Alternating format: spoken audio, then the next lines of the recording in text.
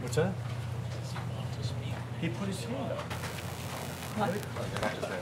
No, I'm not randomly calling people's names. Come on.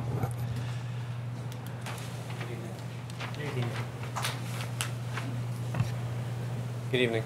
My name is David Sharon. I'm here to speak with regard to Article number 17. Okay. My mother is the resident living at 1716 Ridgeway Road in Havertown, the adjacent property to the subdivision property. Her name is Bonnie Sharon. Do you happen to have a copy of the most recent plan that is in for approval tonight? Sure. Lori?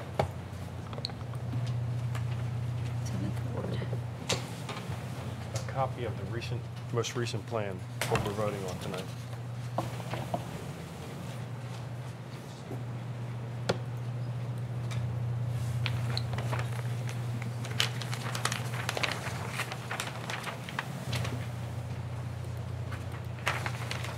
Thank you, Lori.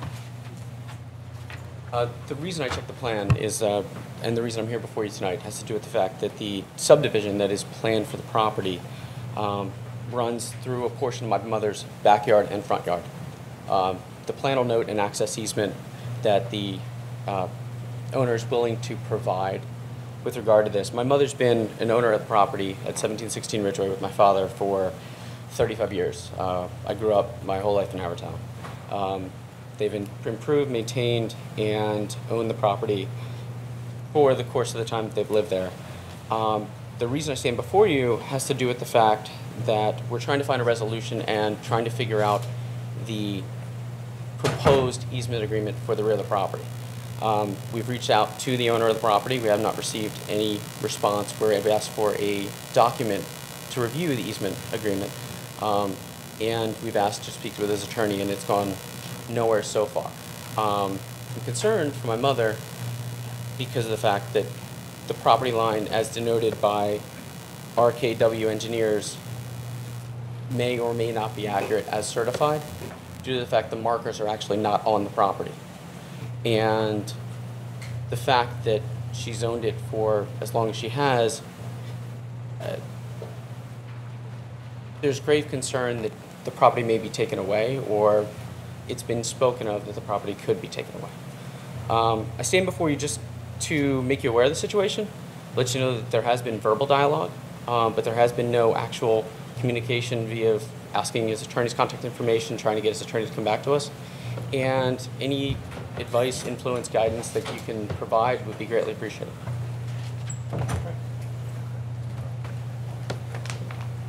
Thank you. Thank you.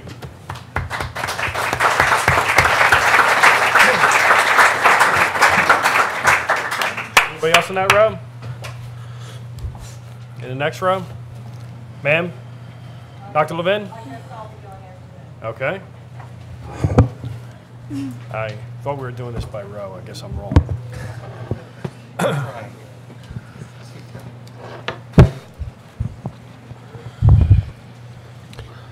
Agenda item number 9 is Walgreens. Yesterday, I received this letter from Independence Blue Cross. And it states, good news, your health benefits include a personal health visit at no extra cost to you. Schedule a visit at your local participating healthcare clinics at select Walgreens.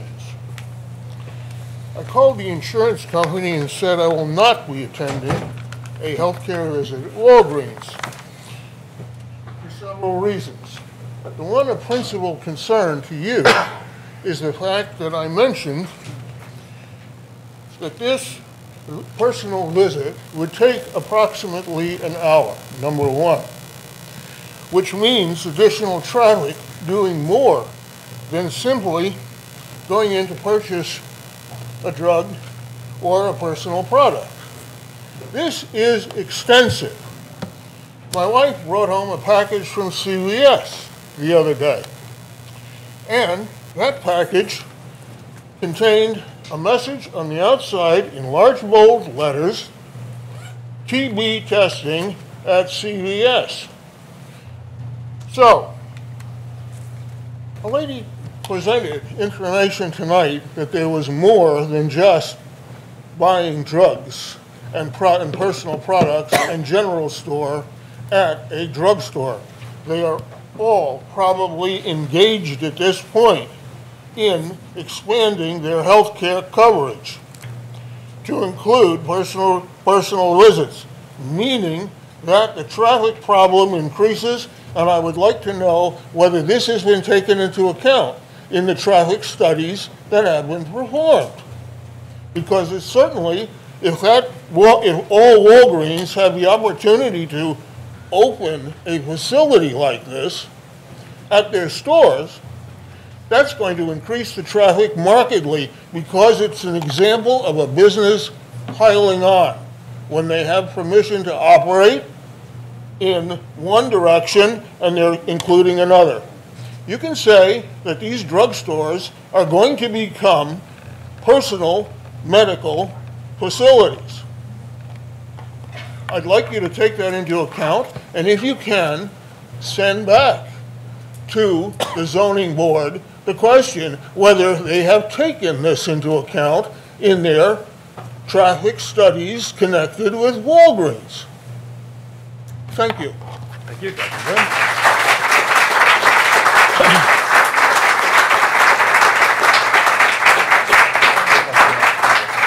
Ma'am, come on up. You've been patiently waiting back there.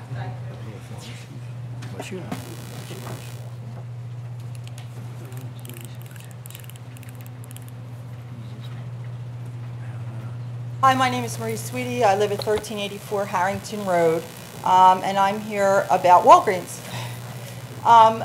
Just three things that I want to point out. One is that, as one woman said earlier, we have Katz Pharmacy there. Personally, I've used it for 15 years. I like the personal touch there, but if I don't want to go there, I can go to CVS and I can go to Rite Aid, which are all within walking distance practically from my house. So needing another pharmacy or personal, or place to buy personal items, I forget how that man worded it, but I don't think it's necessary. Second of all, since we have had the Y, and I was not here for any of those traffic studies, and I regret that incredibly. I think the Y is lovely. But for me to get from the bottom of Eagle Road at Wynwood to my house, that's 2 blocks off of Lawrence Road, can take me 45 minutes sometimes. And if I try to go to Katz to pick up my prescriptions, to get back onto that takes another 20 minutes because you can't really go down those streets. So I will tell you quite frankly that I spend half of my drive home trying to go down little streets, which people aren't appreciating because their kids are out there or whatever, but trying to find a way to get home. My actual commute, and I work in the city, but it has been added onto, and I don't live right there. I did live on Hillcrest Avenue. I loved that little alley in the back way when I lived there because it was very convenient, and I just can't see how we can, in this township, take on more traffic in that area, more parking spaces in that area, when we already have someone asking if they can have this for parking spaces. So it just seems improbable to me. So I just want to bring that forth as not only is it too much of something we don't need, there's an emergency care if we need to go to a doctor. We don't need to go to Walgreens to do that. And that's it. Thank you.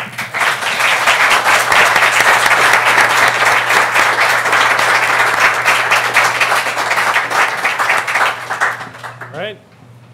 Ma'am?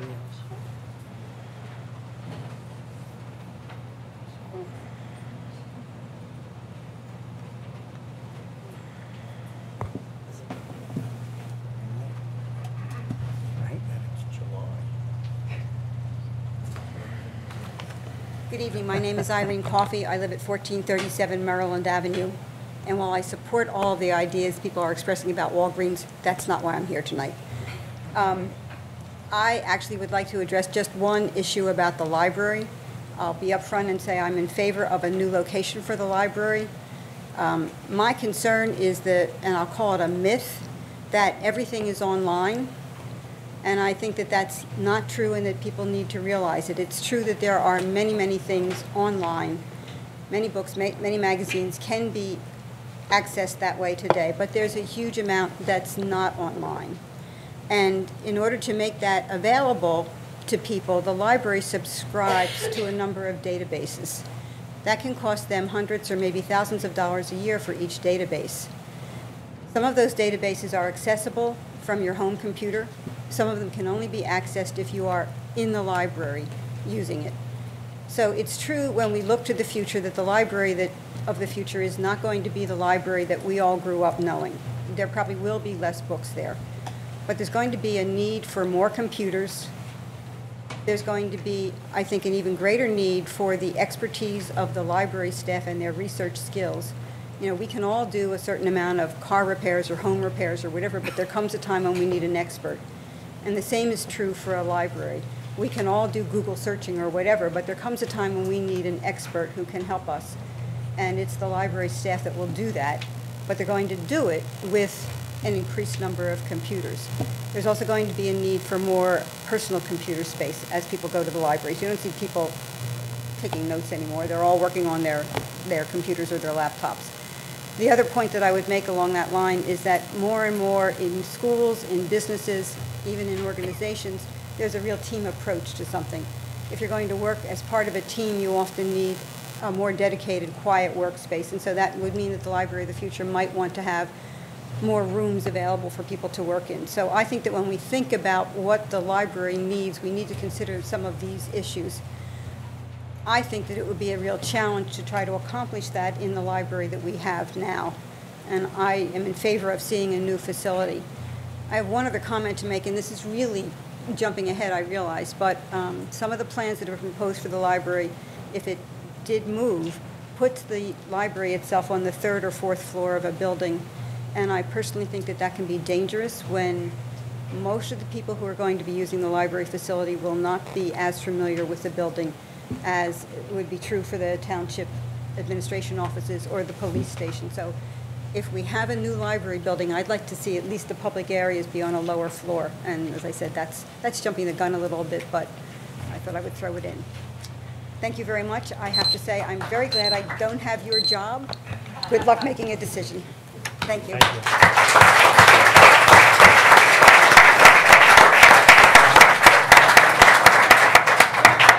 Anyone else? Hi. Dr. Levin, you already spoke. I would like to know whether speaking on the library in this discussion period is part of an agenda item, because I have an agenda item on the library also. You spoke on an agenda item. You can speak after them at the end of the meeting in the citizens forum. All right. Thank you. Ma'am, go ahead.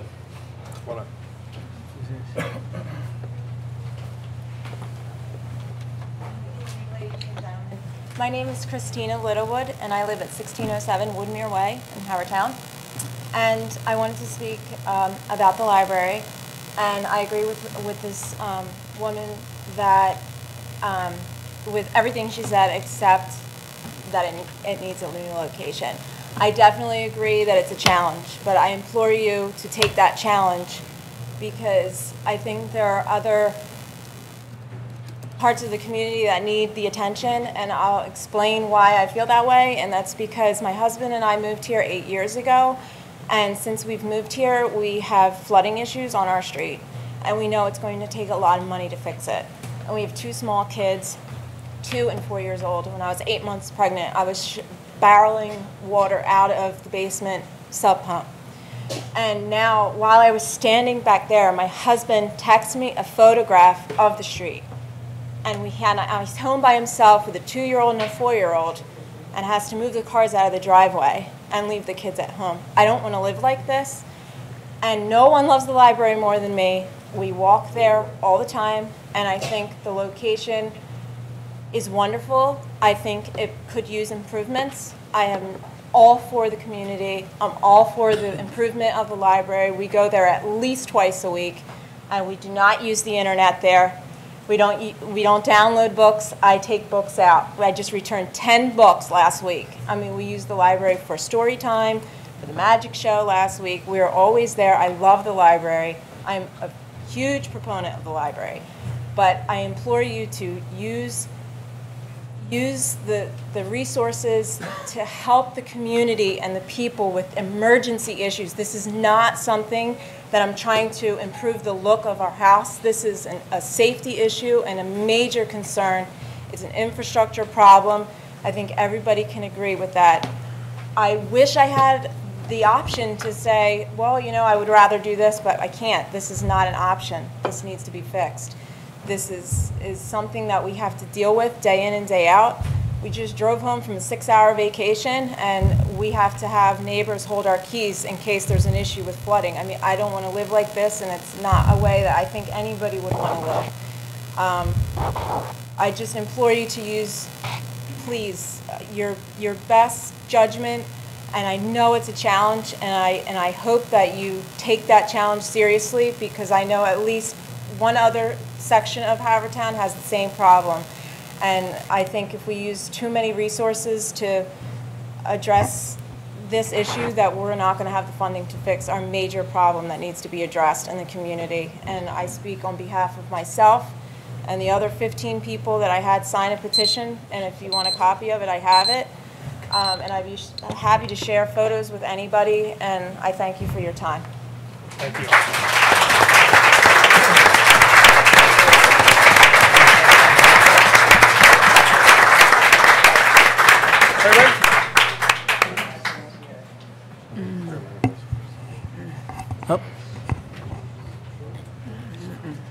Hi, good evening. My name is Terry Lynn Lizzie, 236 Washington Avenue.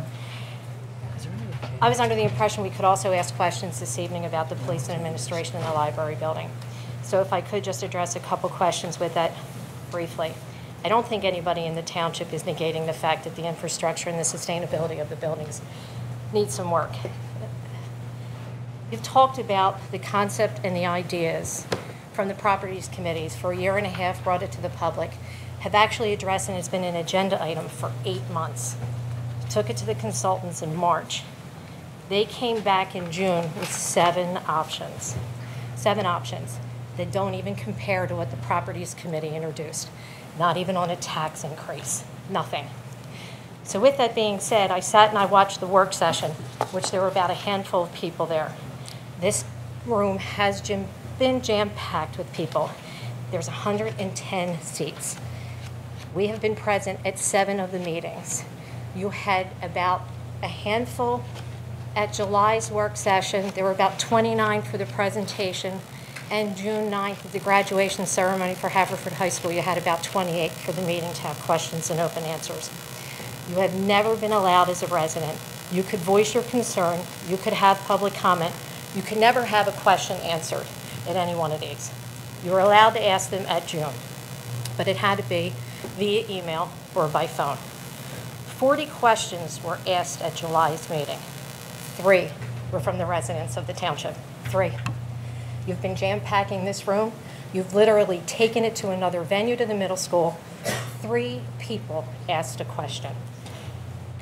8 months on an agenda as an item. 12 weeks to present the professionals. I hate to say that because I know professionals were involved with the properties committee. And now you're going to take a vote on something in 3 months that has 7 options during the summer months when the residents of your township are not here. One of your commissioners is not here this evening. One of your commissioners could not attend the August meeting because he's going to be away on family vacations. Everybody is entitled to a family vacation, just like the residents of your township that have no idea that these 7 options have been presented. And unfortunately, the ones that are able to come to the meeting, they have internet, or they get to go to the library to find the internet. Your senior citizens, who will this impact a lot, don't have any internet at home. They don't have the website. And every time something is brought up anymore in this township, it's go to the website. There's a big percentage of your seniors that don't even know this is taking place. At your July work session, the chief said that he was going to put on the website that Mr. D'Amelio brought up about the IRS scams, and we're going to alert the seniors in our township via website. I know, I'm done. Never asked my questions. Okay. I just asked it, and I am going to just have one question.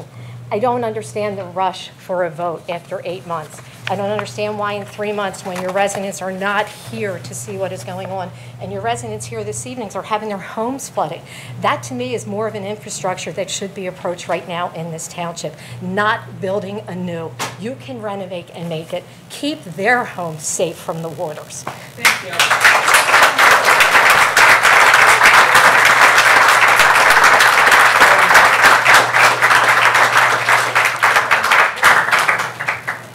Okay, anybody else out there? Yep, ma'am? I think I was vertically challenged sitting back there. It's okay.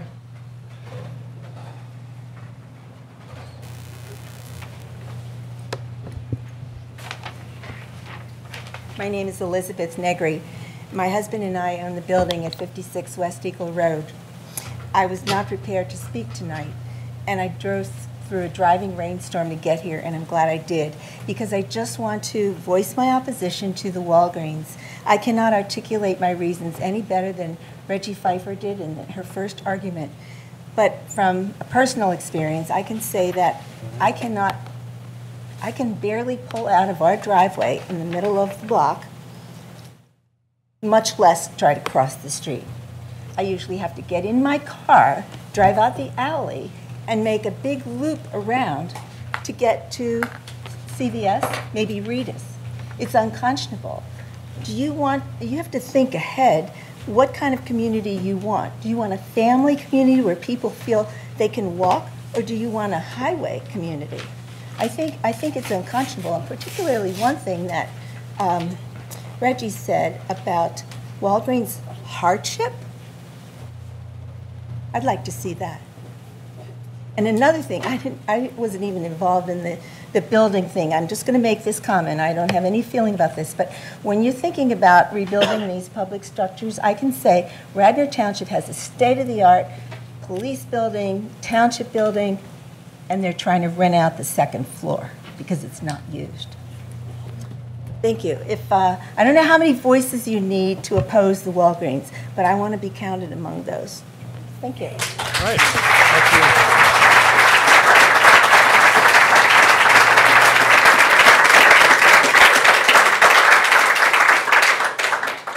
Anyone else? Okay. We'll begin answering some of these questions. Well, I'm not touching the wall. I'll do the Walgreens. Walgreens is on the agenda, as you know. Any discussion? We did not. The decision was made by the zoning board, a separate. I know that some of you understand it, some of you don't. A lot of you haven't been involved in the process and been through this. The zoning board is separate from us. It makes its own decision. They are quasi-judicial. They made the decision on the Walgreens. Our decision here is to whether we want to appeal that decision or not. And that's on the agenda, and that's what we will be discussing later. And what number is it? Number 9? 9. 9 on the agenda, okay? It is a legal matter, so we're limited in what we can discuss in public, okay? So that's... You want to say the same thing for the grassland field, naming the field?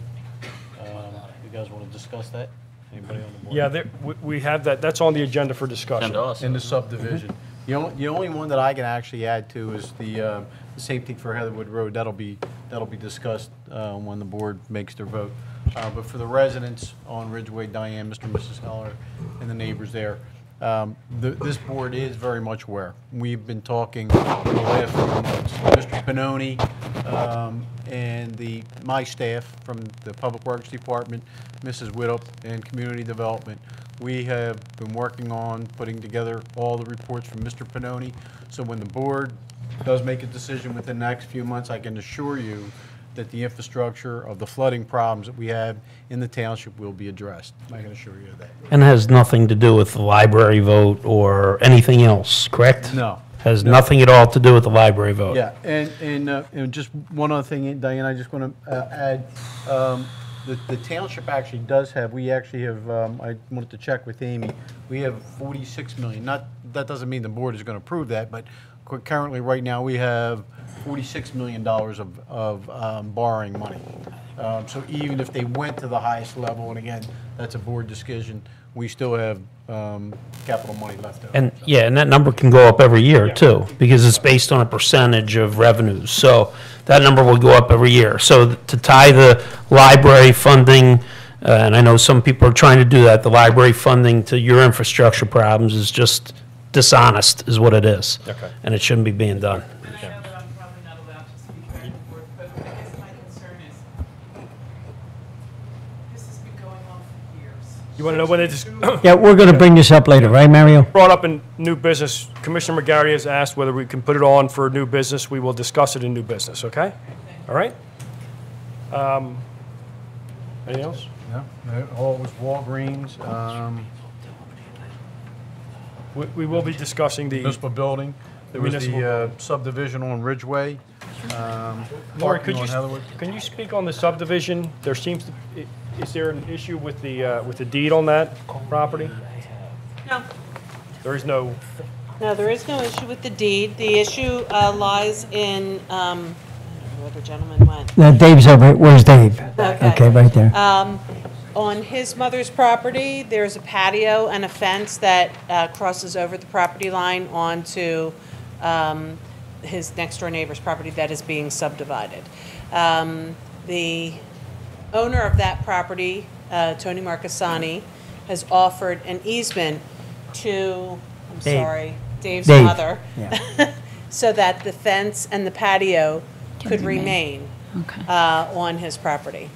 So that's the issue. Then the other issue is the tree that came down. I texted Mr. Marcassani, and he said he would be sending someone to, it's a limb, and he would be sending someone to remove the limb tomorrow.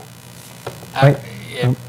Lori, with regard to this kind of issue where you've got a potential property dispute, an easement or something like that, action we take to subdivide doesn't in any way affect his mother's rights to pursue whatever claims she may or may not have if she's got an easement by prescription or anything like that, right? I mean, we don't get involved in that, and any subdivision plan that we do doesn't in any way affect anybody's rights that existed before we acted on the subdivision and that still exist after we act on the subdivision. It just may be somebody else has now bought a property that's subject to some kind of cloud while they're dealing with this issue, right? Correct. Okay. all right. Thank you. Welcome. Thank you, Larry. Okay. With regard to the easement, for the size for the rear portion of the property, it doesn't actually maintain the entire portion of the property. So this Yeah. portion of it's not compared. The other question I had was if You can ask the question after the meeting, okay? All right? Take it offline with Lori, maybe. But Yeah, if you want to talk to Lori, you can. She's right over here. You can, if you'd like to talk to her about Oh, it. but the point I wanted to raise, because I was sure this was going to come up, whatever's being discussed right now between these two property owners, our actions as a township in no way affect their rights. Correct. Doesn't change the, Does not change anything. It doesn't extinguish any rights they have. So if their dispute is resolved, it's resolved. But if it's not resolved, we're not precluding anything by acting in this subdivision. The parties to this know about the dispute, and the dispute will survive any action we take. I just want to make sure that he understands, that his mom understands, that the public understands in these kind of actions that we can't act as a board to subdivide this property and then just eliminate any controversies or disputes that are out there. They exist, they will survive this transaction, hopefully to be resolved or maybe are already resolved. But we will not, no matter what action we take tonight, it's not going to have any detrimental effect on your mom's rights with regard to this property. I just want to assure you of that. okay. All right. And that's it, right? Now, the Okay. Taviskis put a petition in Heatherwood Road. I have it. Yeah. Yeah, Okay. we said, I just want to say that now the petition, our correspondence, July 3rd, remember that this petition goes before the Traffic Review Committee, right, which is the chief of police, the engineer, and the safety officer. And then from there, Lieutenant, which I'm sure you're probably familiar with, that it goes to it'll be reviewed by PennDOT's engineers because of the possibility of closing off an egress. So it has to go to them for review as well. So I appreciate very much you coming out tonight with that petition and giving an alternative as opposed to just saying, you know, poo-poo on the traffic restriction, on the parking restrictions. Okay, so what we'll do is in that ordinance that's proposed, we'll follow through with it, and once we get PennDOT's results, if they're going to create the one-way, allow us to create the one-way, then we can turn around with, by taking off the restrictions. Okay? Yes. Yep. Okay. Yeah, the petition isn't to have it, isn't to say, we want this done. The petition is the request to review it. And that's why it has to go to the review board. Okay. Chris? No, it goes through 2 readings first, okay? Hopefully the results will be back before then. Okay. Yeah, we're gonna take 5 minutes, gentlemen. We're gonna take a 5-minute break, and then we'll start with the continued discussion on the feasibility, which Lori has a little bit of a presentation. So let's take 5 minutes. What's Lori doing? Oh, yeah, you don't have to.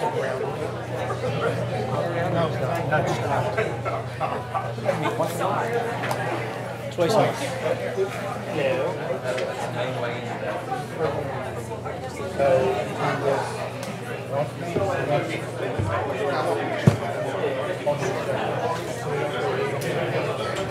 We've written the questions and answers out rather than prepare additional slides for this evening because we knew you had a busy agenda. Mr. Pannoni's just going to go through the responses to the questions that Commissioner Oliva had asked on Monday, and then I'll just follow up with a couple of these. We've already revised the Q&A PowerPoint, and we'll post it on the website in the morning. Okay. Sorry, Commissioners, you should all have a copy of the, you were emailed a copy of the questions and answers. Mm-hmm. Yep. And I don't know how detailed you want me to actually go through the response. I did write them out. Okay. I want you to be as detailed as you can. All right.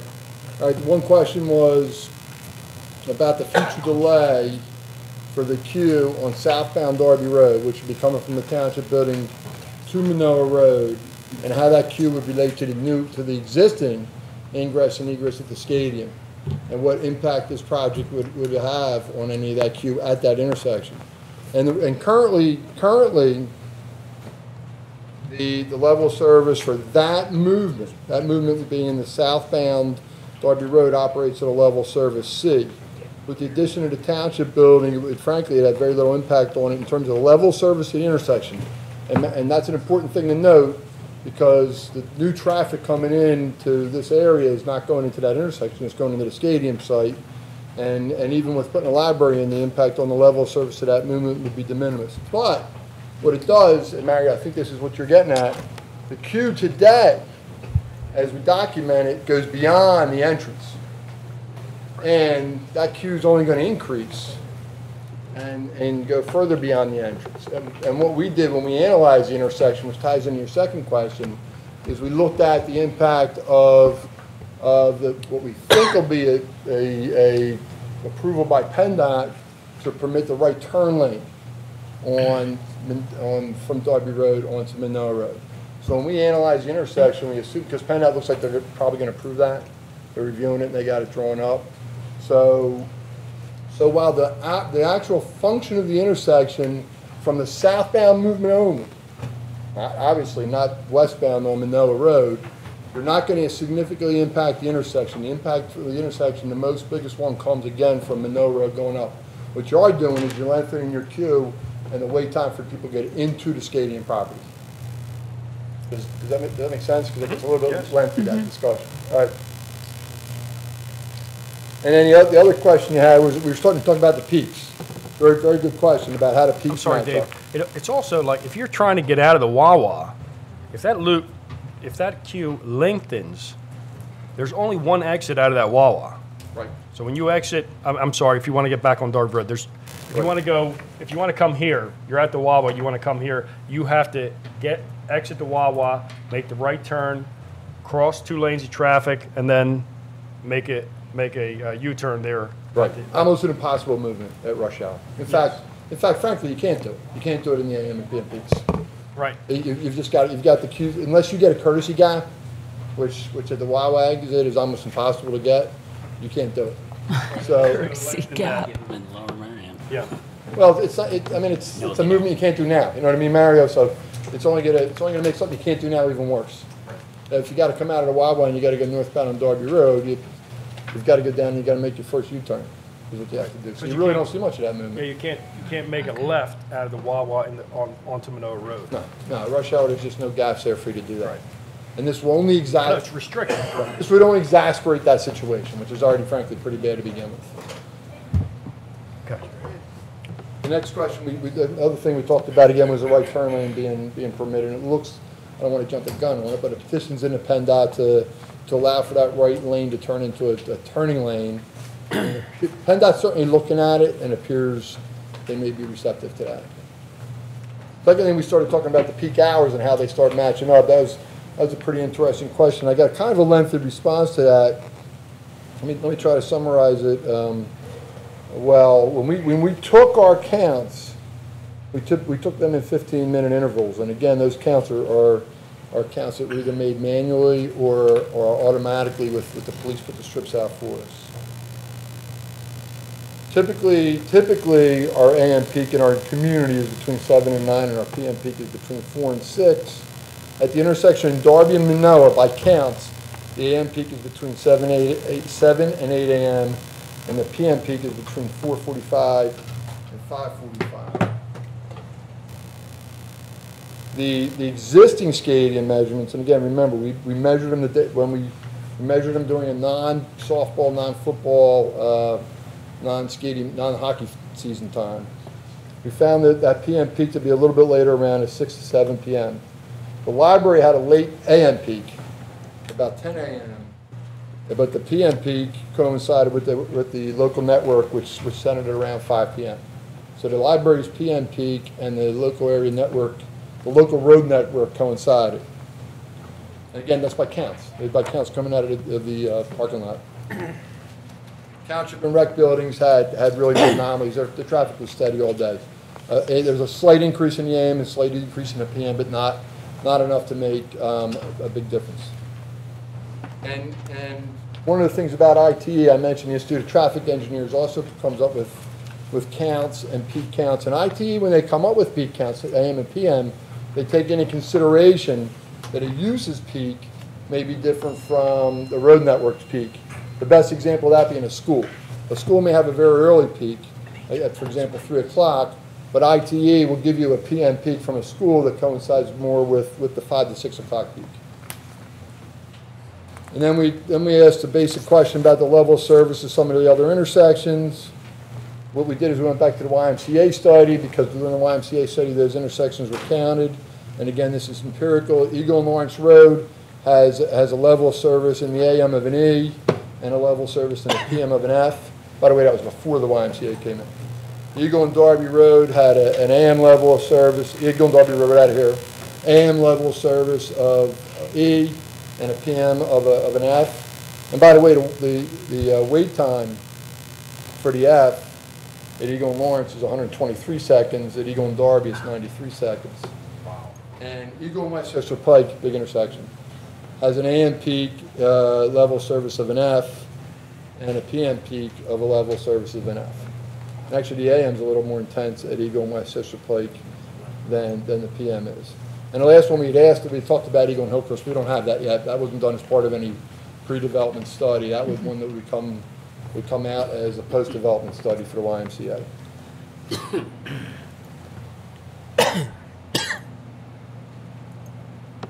One other question I think Gary's had a few times about the parking on Mill Road in front of the existing library. Can that be further looked at?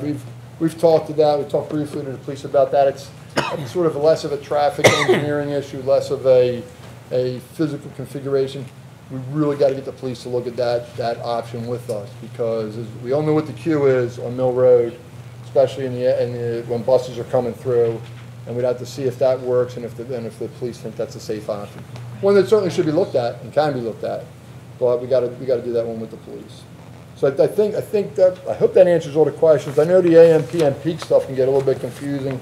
I try to simplify it, and Mara, I think that answers most of the questions. Mm-hmm. Okay, Lori? And then the other two questions, just briefly, that Mr. Bogosian submitted were related to the recycle center. There's an existing recycling center down by the skate park, and he asked if it would be possible to put it in every configuration. While the original question was, could the recycle center be included in option 3 since there's more space? The answer was yes. That was given. I think that there was some discussion about we might be able to fit it in others. For instance, I think maybe option 1 might be viable. We'd have to look at it. So, but the answer to the question would be option 3. Yes, we do believe it would fit in option 3. And then the timeline, and that's the thing that's a little bit more difficult to quantify, because we don't have any clear direction on which of the 7 options. And considering the amount of time it took us to get to this place, it's kind of difficult to nail down a timeline. However, I will say that when the property committee and the steering committee worked on developing a timeline, when we issued the RFQ a year ago, a little over a year ago, we were looking at about 2 years before we commenced construction from about this schematic phase. Do you have any questions? Anyone? No. Any Chris? Okay. I'm good. Again, I just want to say, I know we have had many discussions about this issue. What I would like to say is, if there's anyone out there who wants to get information on the library or any of that information, it is available at the library. The meetings are available at the library. We can get you a copy. If you call the township building, we'll send you a copy. If you can't make it to the township building, we'll get it to you somehow. There's no reason for anybody to say that they cannot or did not know about what was going on. Okay? That we do everything we can. We post it on the web. We make it available to anyone. We YouTube it. We try to get it across to everyone. If you're in a situation where you can't, where you're elderly or whatever, just call the township. We will send it to you. We will send you a disc to your house. If you want to know what's going on, all you have to do is call us. Okay? Mr. President, I also would like to point out that, and I'm sorry, I forget your name, ma'am, stood up and said that we were going to vote while people were away, and we absolutely said we were not going to do that. No, I wanted to make that clear also, that there's going to be allowable discussion at this meeting, even after the meeting, after everything's over. The work session, which we normally don't allow people to speak at, we are going to allow people to speak at the work session in August, just for this issue. You will have, at the August meeting, at our August regular meeting, you will have a chance to speak if you'd like. And then again, we're going to vote at the September meeting. So at the work session, you can come to the work session, and then at the September meeting is when we're going to vote. When everybody comes back so we're not doing anything over the summer, everybody has time, that's when the vote will be. It may be after that, but it won't be until September, okay? Could I just say, and this is just my opinion, I believe we need to move forward. And I think that in September, we need to come to some sort of conclusion about how we're going to move forward. Because this has been going on for a long time, and the due diligence has been done. I think a lot of us have looked at this material. I know that all of us have, and looked at all of the schematics and really put a lot of time and effort in speaking to, all the people involved. I think it's time to move forward. And I appreciate that you want to put it off to September until everyone's back. I think that's crucial that all the board members be here. But it's time. I don't disagree with us making a decision. We've been kicking this can down the road since I've seen bond issues in the late 60s for a new township building, police station, library, at that very location where they put the stadium at. So they've been kicking the can down the road. Now we've got to make a decision. It's time that we make a decision. This is the manner in which we've gone through, and we have allowed public comment and answered people's questions. The commissioners themselves, you can call any commissioner and talk to the commissioner. Phone numbers are available. You get them sent to you. So any time you need to, just call your commissioner and ask him. That's all. Yeah, I also... Or her. Or her, I'm sorry. I'm sorry, I was just... Lost my mind there for a second, Jay. Okay. Mr. President. I apologize. There's also another very important point that people need to realize. I trust that there is not any commissioner of these 9 who has said to any constituent who's come to them with an emergency issue and said, sorry, this is not your year to get your emergency problem fixed because we're spending all our money on some lark. We have a very significant amount of borrowing capacity in this township, and we need to use it. We have spent 20 years ignoring significant infrastructure problems we have in this township. We cannot continue to expect the services that we extract from our people and make them work in the settings that they work in. But it does not excuse us from doing the business of the township. And that's why we have as much borrowing capacity as we have. It's why we have a good rating from Moody's. It's why we are considering this and talking about it for 8 months while at the same time still evaluating the emergency problems this township has to deal with and the day-to-day problems that this township has to deal with. So if anybody comes to me and tells me there's $1 million flooding issue that we've got to fix, I swear to you, it has never left my lips that I've said, sorry, your $1 million this year is going into the library.